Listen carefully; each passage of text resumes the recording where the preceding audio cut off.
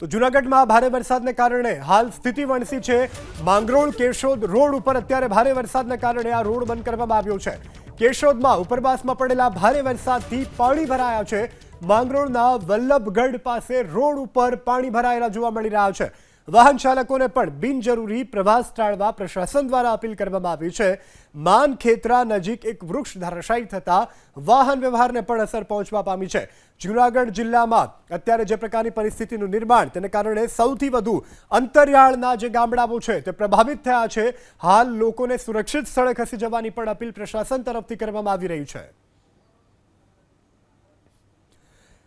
સંવાદદાતા સાગર આપણી સાથે ફોન લાઈનથી જોડાઈ ગયા છે।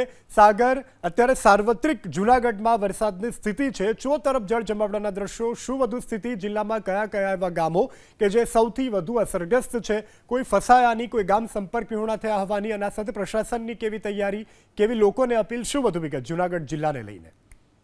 ચોક્કસથી જણાવું તો જૂનાગઢ જિલ્લામાં એક કહેર થયો એવું પણ કહી શકાય એવું કે વરસાદ છે તેને લઈ અને પરિસ્થિતિ કલેક્ટર દ્વારા કંટ્રોલ રૂમ શરૂ કરી અને ભારે વરસાદ હોય તેવા તાલુકાઓમાં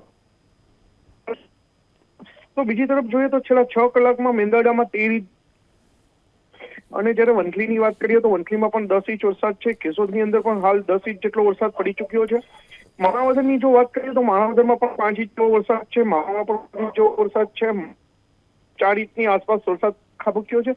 તો જૂનાગઢની જો વાત કરીએ તો જૂનાગઢમાં પણ 3 ઇંચ જેવો વરસાદ હાલ નોંધાયો છે।